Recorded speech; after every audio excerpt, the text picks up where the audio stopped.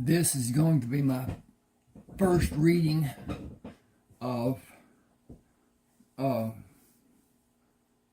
Bartleaux. Got a little difficulty with it and whatever it is now. But anyway, please subscribe to my channel. I know that there are ads on here. Skip over them. Go and get you something while they're playing or whatever. And I will get a few cents from each of those ads being viewed, even though you're not watching them, as long as they go through and they terminate and whatever. That gives me a little bit. Please subscribe to this channel, and I have some offers to members that can come, and I'll have more readings and more possibly free books. At any rate, this is going to start Jon Bartleaux.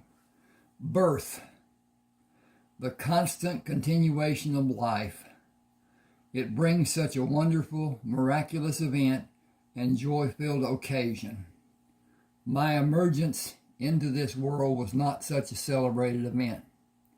The usual shock against the newborn's body from temperature change and subsequent voluntary gulping of oxygen to fill infantile lungs did not happen.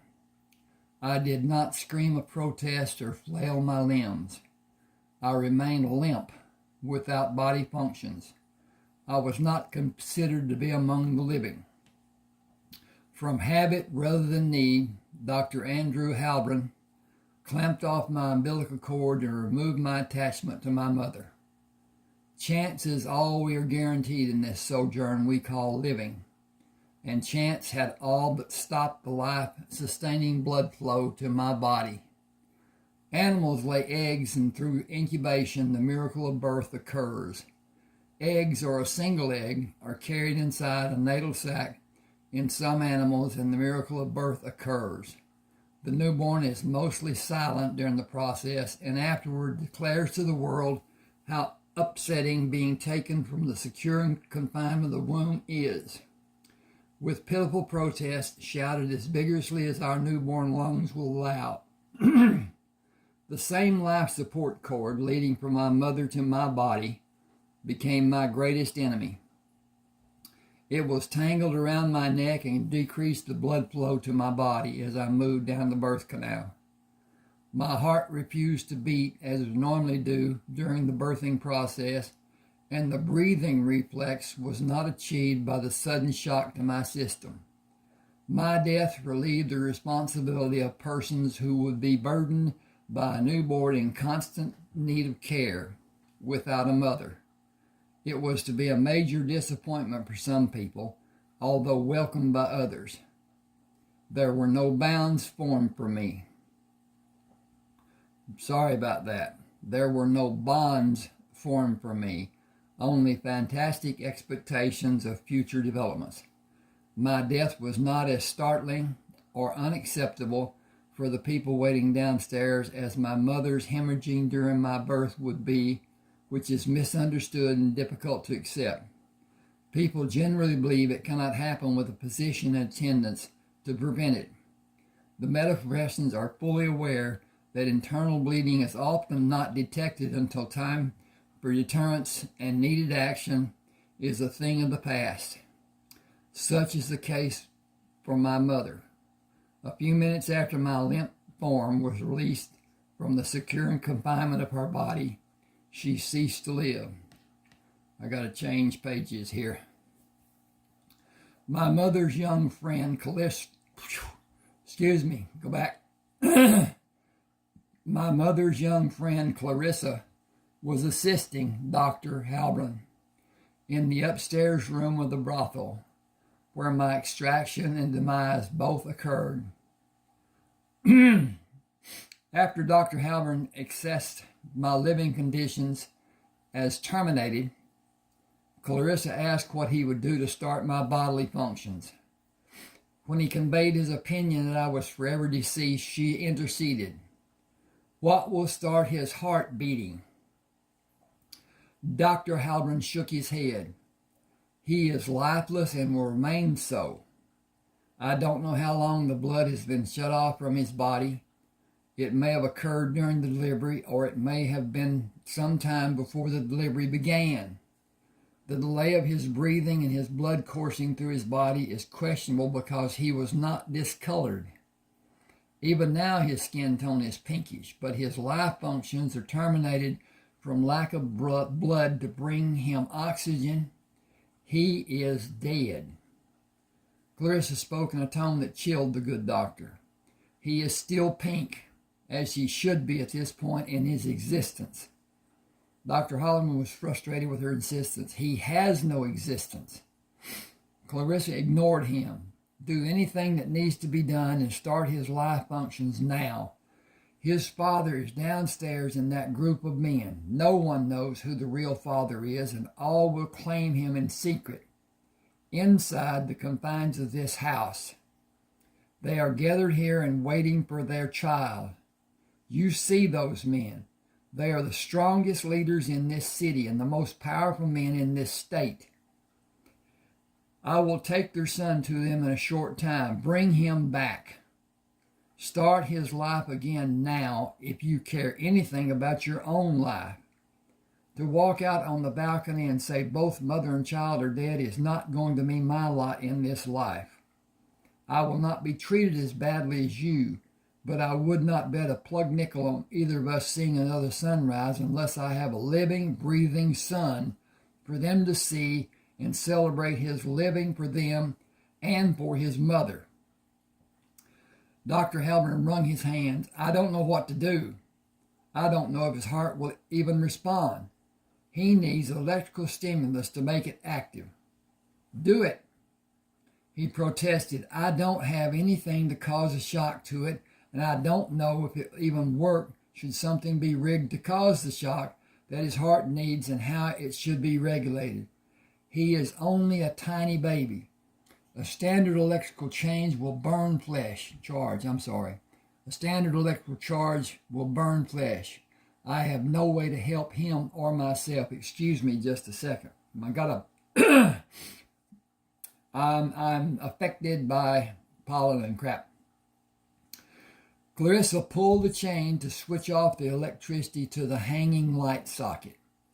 There is not time to stand here and argue about whether it will not work. Something must be done. We will do it and take the chance it will work. The small table lamp dimly lit the room when Clarissa pulled the electrical cord from the plug-in that screwed into the socket hanging from the ceiling and held the overhead light bulb. This was an old, I'm talking now. This was an old apparatus that had a switch that was on a chain.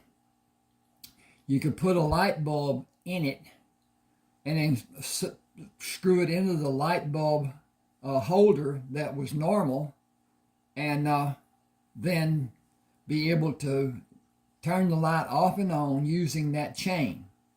The wall switch had to be on. Then when the chain was pulled, the light came on. When the chain was pulled, the light went off. It was an apparatus that was in our houses when I was young. That was a long, long time ago.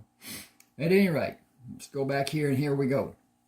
The small table lamp dimly lit the room when Clarissa pulled the electrical cord from the plug-in that screwed into the socket hanging from the ceiling and held the overhead light bulb. She cut off the end with a knife, split the cut end down the middle, and pulled the ends apart farther before burying the wires. She pushed the two prongs opposite the split end into the parallel electrical slots. Taped the wire over his heart on his chest and over his heart on his back. I will hold them with my hands and slow the current. Turn the light off, and I will pull the chain to allow the use of the switch on the wall to turn the electricity on and off and shock him. Do it fast for both him and for me. He taped the bare wires into place and moved to the light switch on the wall. This is going to knock hell out of both of you and him. Both you and him. She checked the connection of the metal prongs. Excuse me, I'm backing up. She checked the connection of the metal prong she previously inserted in the plug-in on the light socket and pulled me up to place the palm of her hand under my body and laid me back on the bed. Placing her hand over the tape on her opposite hand should be, she pushed firmly against my body. Use the palm of your hand on the switch instead of your fingers. Up and down. Turn it off, on, and turn it off fast. And it will not do more than burn us a little. Do it. The electrical current struck both of them and dissipated when he switched the light off. I breathed in my first fresh air and screamed as loud as I possibly could. Clarissa pulled the tape away from my chest and rolled me over to pull the tape from my back. She pulled the metal prongs from the light socket plug-in. Turned the light back on and give us some ointment for our burns. Dr. Halburn looked at my chest and turned me face down on the bed. Turning me to lay on my back, he said, "He doesn't have a burn on his front side or his back side. Amazing. You don't have any burns either. You must have held so tight the current came on and the ends did not move until the slightest bit, even the slightest bit." Hang on with me just a second here. I got to check on something. Okay, we're doing good. And it is 4:30. Okay. All right. I need to manage the umbilical cord and clean him before you take him out.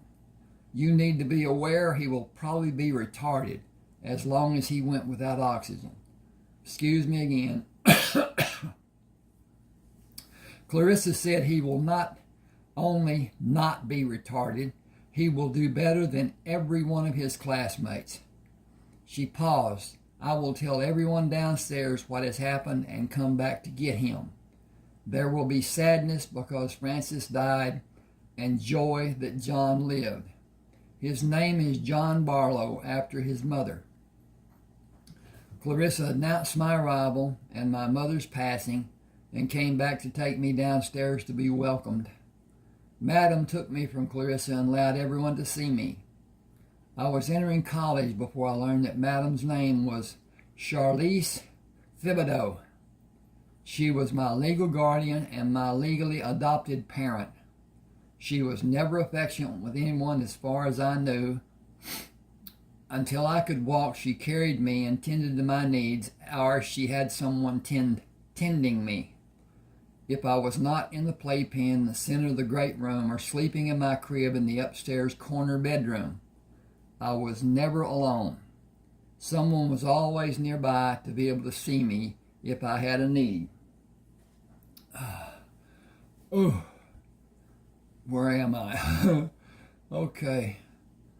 She did not allow me to be alone and assigned someone to tend me until my 4th birthday, when I was given total freedom of the house. I was accompanied when I left the house. Madam instructed me to help the people who watched for my safety, and I was taught to keep them safe by my 3 physical instructors. Lois James was my wet nurse until I began to walk. She left the brothel after I was able to eat solid food and died before I was old enough to reconnect with her. Smoking was not allowed in the brothel after I came to the center of attention. The men of the city came for the comfort of the women and lavished attention on me, when they were allowed. Nothing was done in the brothel without Madam's approval. Everyone asked and she smiled. She either smiled or frowned or kept silent, never speaking to give permission or deny it. Never. Nobody was ever nonchalant or cavalier with the madam.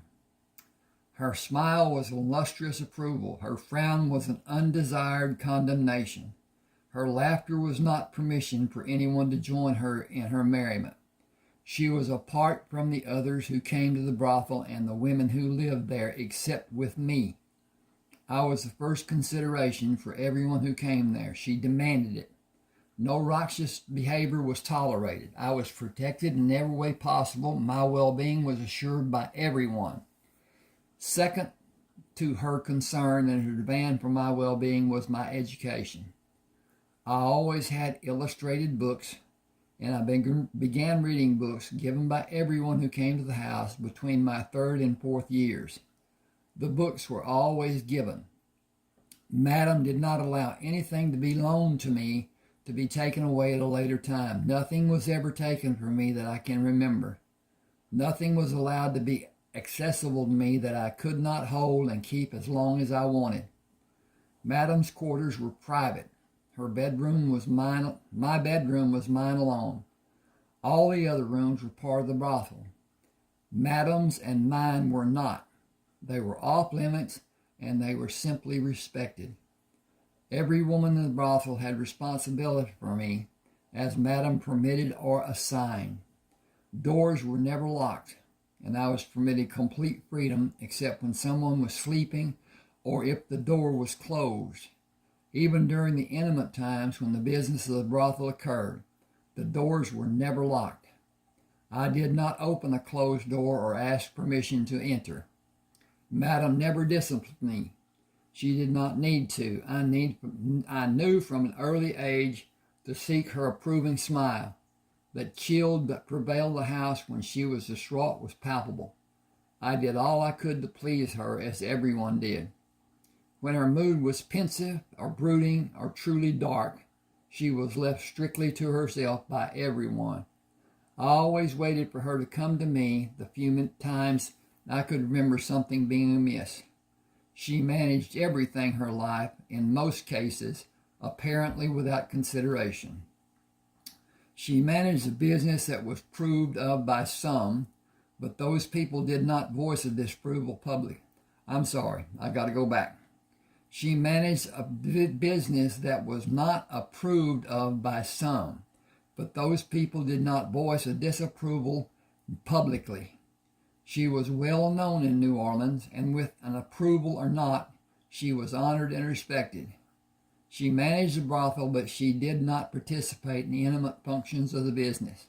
She did not outwardly practice the occult.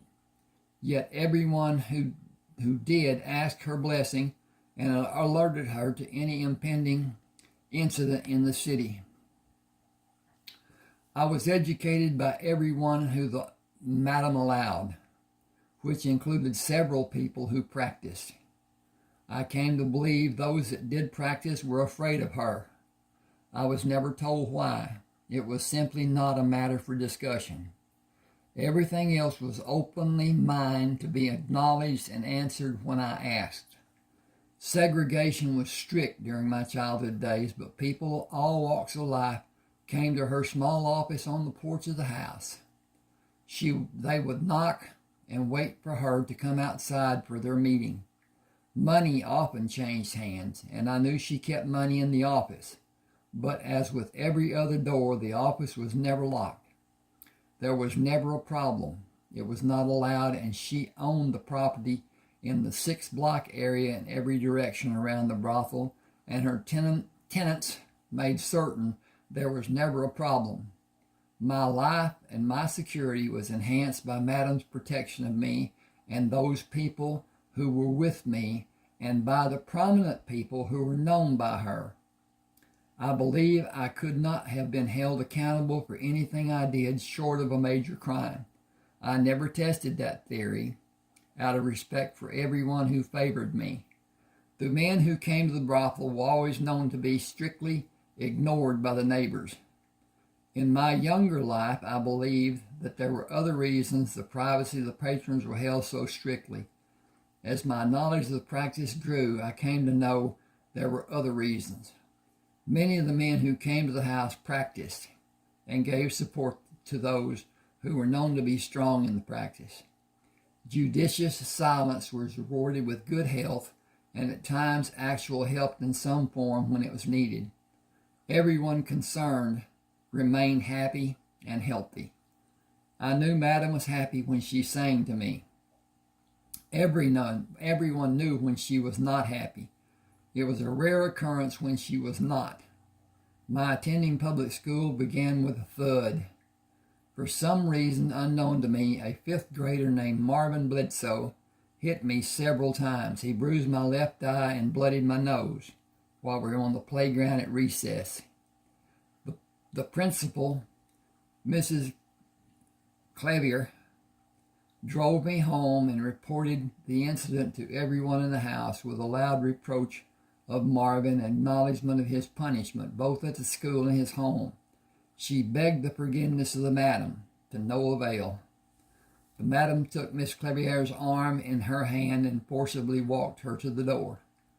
Forgiveness for an assault on John is not mine alone to give.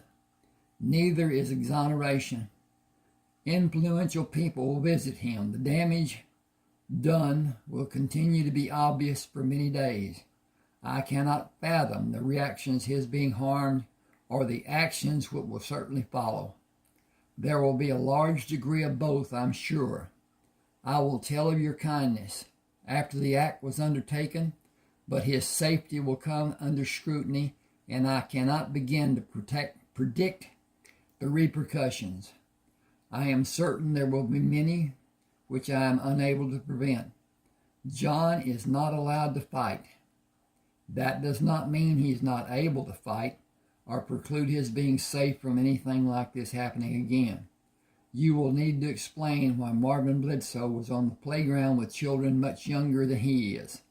I will not demand that explanation from you now, as I cannot fathom an answer which I would be able to accept as reasonable. Miss Clavier said, I cannot either. Madam simply turned her to study her face, and turning her away, continued to the door. Our family physician will be called to examine John's injury. I will do nothing more than that, including attempting to hide John's injuries. I suggest you prepare for how others will react. I cannot imagine a way you will ever be able to do that to anyone's satisfaction, particularly your own. Thank you for doing what you were able to do. I am sure you will not have a reason to come here again. Miss Clavier put her hand over her mouth. This is not going to go well for me, is it? As I observed on so many occasions, Madam's expression did not change, and she did not answer. When the chief of police came to the house, he took my shoulders in his hands and looked down at me. Who did this? Madam said, an older boy at John's school. He did not again, excuse me. This is down on the page, I can hardly see it. He did not speak again before he left. When he returned, the men in the house went outside to meet him. I either do not remember what was said or I did not learn. I remember Madam was told I would never have another incident anywhere in the city. I cannot remember ever seeing Marvin Bledsoe again. The kids in the school avoided me after that happened, except Tish Alderson. She sat next to me and always had a small glass cylinder containing cinnamon toothpicks that we shared. We were friends until she moved away after we completed the 6th grade in elementary school. My life was never like my friends' lives. They had a father and a mother and brothers and sisters. I had 26 mothers and a city full of fathers. With no clue what a life of complicated siblings relationships held, I think I was blessed, as my friends told me about the complications they encountered and mostly wished to escape. That was 2 sentences I read as one. I had a wealth of knowledge imparted by surrogate parents. Nothing I asked about was withheld. The infantile explanations talked about by my classmates during my formal years were quickly swept away. I did not offer those jewels of wisdom to the naive children who often spouted some garbage their parents had imparted to placate and dispel the questioning of an interested child or to clarify what an older child had given as an explanation. Until I was in college, I believe Madam often commented about opinions being neither slow nor fast, but mostly half-fast. I took her words to be exact without seeing the humor. One day, while I was deeply engrossed in studying the library, I had an epiphany. My laughter was judged to be inappropriate for the surroundings. My sources were opinions and the knowledge of a broad spectrum of diverse people and the Encyclopedia Britannica, volumes so large I could not open and hold them. An adult read to me from them until I was in the 4th grade. Madam did not allow morals or dictation of society to lead my education to falsehoods of convenience. No subject was ever avoided or delayed until I was deemed old enough to understand. The male and female anatomies never hidden from me, as I was expected to models both female. I was exposed to models with female and male every day. An embarrassing occurrence never happened. My questions were addressed with honesty and clarity, and with the enlarged volumes of Encyclopedia Britannica. I assumed everyone had access to a set until Tish told me they were expensive and mine was the only set she was aware of. For my 5th birthday, 3 of my presents were named Eric Fraser, Walter Hancock, and Latrell Whitaker. They were assigned the daunting task of instructing and empowering my physical education in the small gymnasium built for the occasion behind the house. My favorite pieces of equipment were the many ropes hanging from the steel beams supporting the roof. Tarzan was the hero of every child in my younger days. Edgar Rice Burroughs described him swinging through the jungle using vines anchored to trees. I swung through the gym imitating Tarzan. My favorite quote from him made me consider how much truth in what he said. Imagination is but another name for superintelligence. I often repeated it and drew strength from it when I was in need of inspiration. On separate days, twice each week, Eric, Walt, and Latrell came to coach my physical activity and drill me on any subject they deemed might be useful in my life. It all seemed to be random until I was old enough to see how they constructed every facet of my education. Science interested Walt. Eric was the philosopher. Latrell was great at doing any form of math and challenged me to answer without the use of paper, to draw the problems out visually. He would snap at me if I answered too slowly. After I was able to run, one of them barked at me like a veteran drill sergeant during the first 6 days of the week. Sunday was the exception. Still, I played in the gym on Sundays. Eric was my strength coach. Walter tutored me in gymnastics, and Latrell had responsibility for any sport he elected to prepare me to participate in. He introduced and drilled me in every aspect of all formal sports. I did not enjoy competitive soccer, as I did not relish kicking another person or being kicked and often being run into. Kicking the football with accuracy was more enjoyable, and I was proficient at both punting and place kicking, which allowed me to excel in performing in the football field in college. He became my swimming instructor when the pool was built for my 6th birthday, and he was my instructor in hand-to-hand combat after my 7th birthday. I neglected to tell Madam, got to get my tongue straight here. I neglected to tell that Madam took every opportunity which developed to tell me more about my mother, and birthdays always began with her reciting something from the past to draw my attention to asking for more information about my mother. My mother must have truly loved the man who was my father to even the most bizarre and far-fetched extreme as might have been possible for her. Doctors warned her of her condition, preventing her carrying a baby to full term, and the danger she was subjected to if she did not abort her pregnancy. For reasons even Madam could not explain, she chose to keep me. Excuse me a second. Gotta see what time it is. Okay, 30 minutes.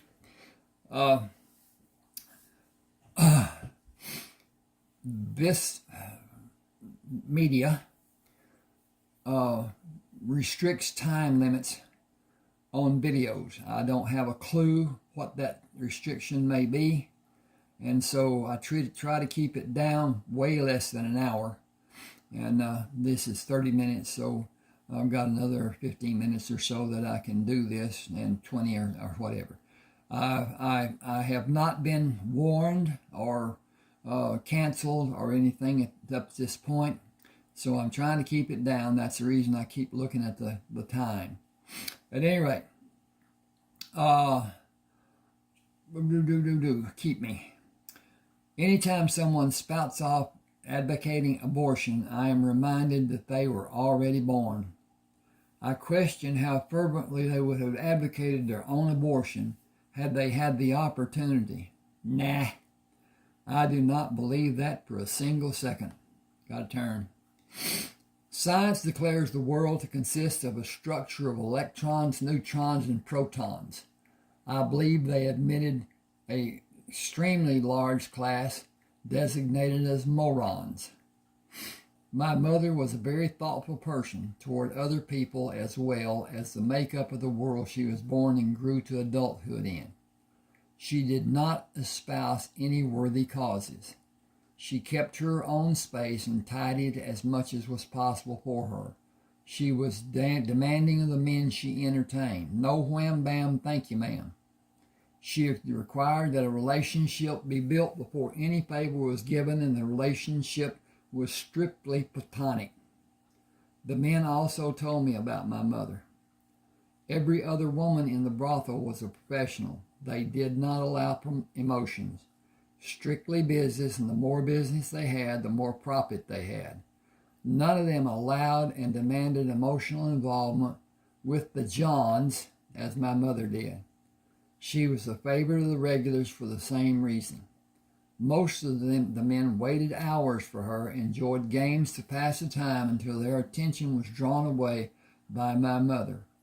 They called her the seductress. They made an attempt to refer to me as the son of Francis. Madam frowned and said Johnny is his name in my house.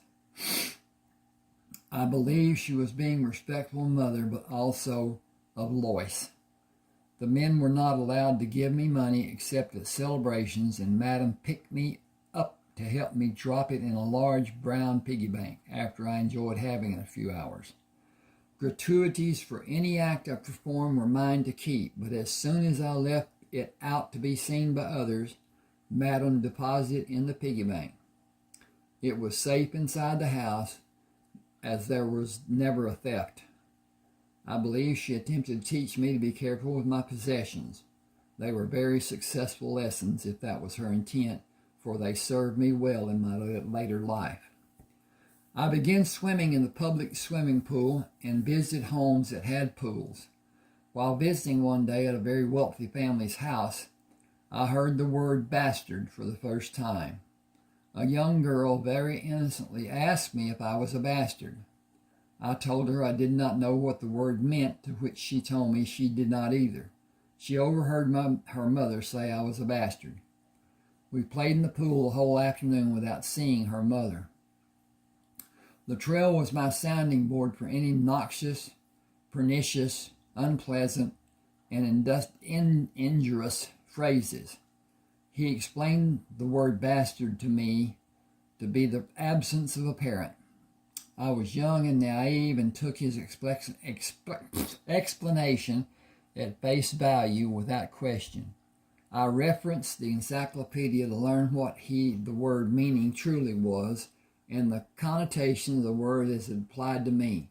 I was very happy to be alive, and it was not a concern for me.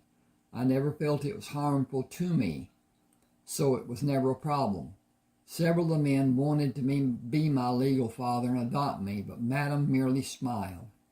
She asserted she would keep the legal control of my life until she died, and I would forever have the Bartleaux name.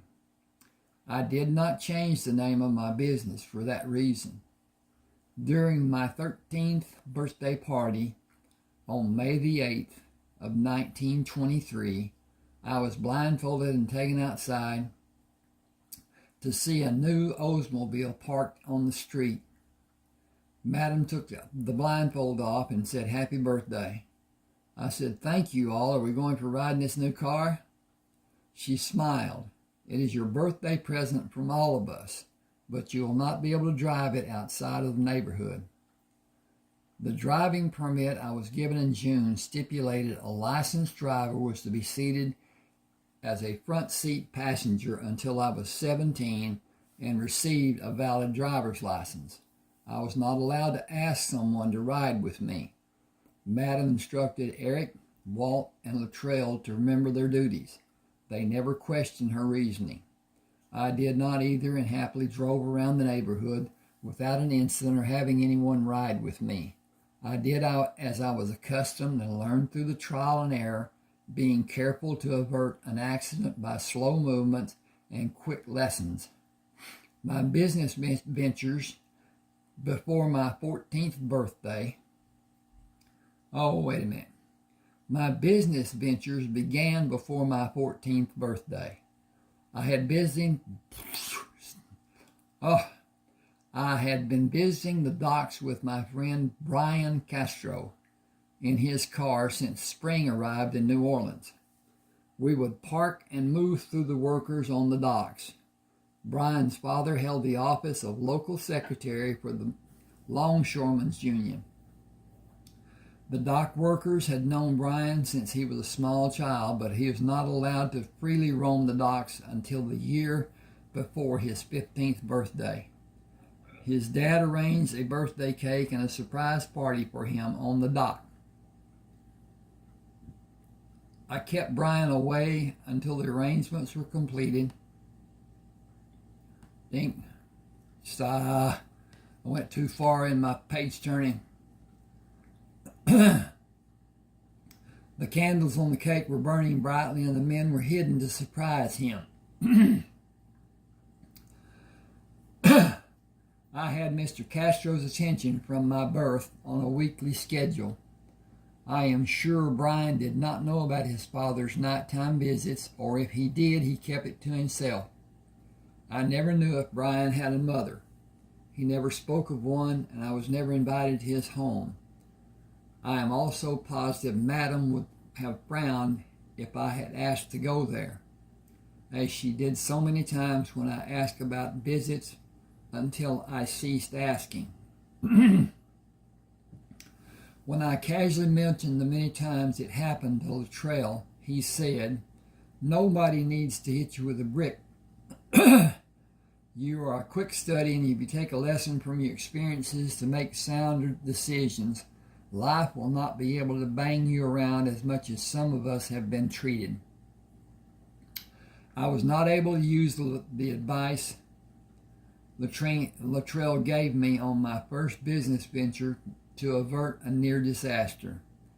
I talked to the purser of a ship about buying bananas and arranged to buy all the bananas he held in two of the holds of the ship by giving him cash for each load as I was able to move it. The ship had been delayed and the bananas in the brink of becoming rotten. I arranged to rent 3 horse-drawn wagons to load with bananas to sell to the shop owners in the 3 downtown markets and the 2 on the other side of town. Noah Triscott took the 3 wagon loads with bananas and disappeared. I went to the first stop where he was supposed to deliver one of the 3 loads of bananas and informed that he had not made the deliveries. I ran home to tell Madam. She made an appointment and put me in a taxi and instructed the driver to take me to Quentin Tufteller at his law office. After I told him what Noah Triscott did, he sent me out of the office. I heard him use the telephone over and over. After I went back in the office, he summoned Jackson Coltrane.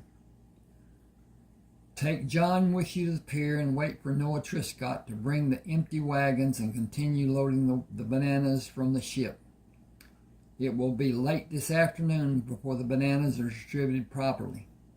Take John to his home after the last wagon is loaded. Noah Triscott will bring the last of the profits to John and receive the money he had bargained for initially. No harm is to come to Noah. He will be paid by John in the future. Excuse me. He will be paid by John in the future for his services. Boy. Dry. After the success John had today, he will need Noah's services. Noah will be loyal to John and completely trustworthy. He has been chastised, instructed, and educated.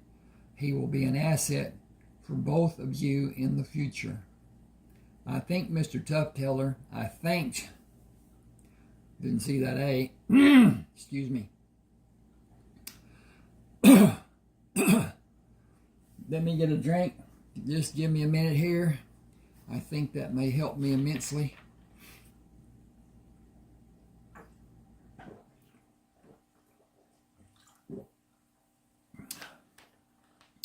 My throat was dry.